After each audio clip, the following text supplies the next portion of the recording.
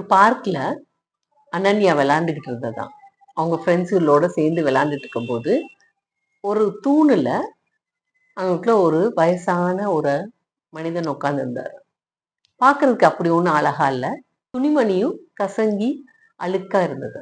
ஆனா எல்லா பிள்ளைகளுமே அத பார்த்துட்டு, "ஏன் அந்த பக்கம் போகாத" அப்படின்னு தள்ளி விளையாண்டுட்டு இருந்தாங்களாம். அந்த பந்து போகிற வேகத்துல, அந்த பந்து அந்த ஆளுகிட்ட போய் சேர்ந்துருச்சாம். யாருகிட்ட? அந்த தூணு மேல உட்கார்ந்திருந்த ஆளுகிட்ட.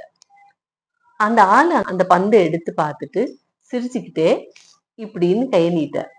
இந்த அனன்யா பந்தை வாங்கினோடனே இந்த மனிதர் என்ன சொன்னாராம்? தேங்க்யூ, நன்றின்னு சொன்னாராம். அப்ப இந்த அனன்யா பார்த்து சிரிச்சுட்டு நன்றின்னு சொல்லிட்டு போயிடுச்சான். வீட்டுல போய் கொஞ்ச நேரம் உட்காந்து யோசிச்சுச்சான். எதுக்கு அவரு பந்தை எடுத்து கொடுத்ததுக்கு தேங்க்யூ சொன்னாரு அப்படின்னு யோசிச்சான். அடுத்த நாள் வந்தோடனேயுமே அவர்கிட்ட போய், நீங்க எதுக்கு எனக்கு தேங்க்யூ சொன்னீங்க? நான் தானே உங்களுக்கு தேங்க்யூ சொல்லியிருக்கணும் அப்படின்னு அனன்யா சொல்ல.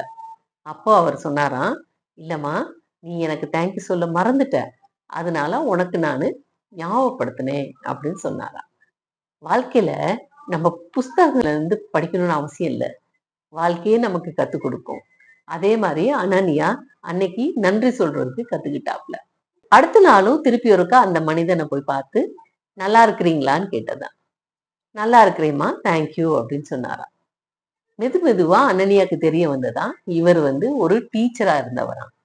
டீச்சரா இருந்து வாழ்க்கையில ஏதோ ஒரு சோக கட்டம் எல்லாமே இழந்து போய் கடைசியில பிச்சைக்காரன் மாதிரி உட்கார்ந்து இருக்கிறாராம்.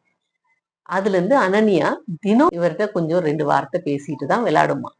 இப்படியே விளையாண்டுகிட்டே போனதுல அவங்க அப்பா அம்மாவும் பார்த்துட்டு அப்ரிஷியேட் பண்ணாங்களாம். பரவாயில்ல, மனிதனை நீ மதிக்கிற. இதுல இருந்து என்ன தெரியுது?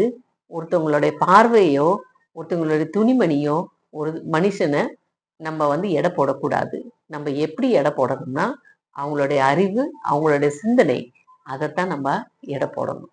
எடை போடலாமா? அதே மாதிரி நம்மளும் மதிக்க கத்துக்கணும். எல்லாத்தையும் மதிக்க கத்துக்குவோம். நன்றி.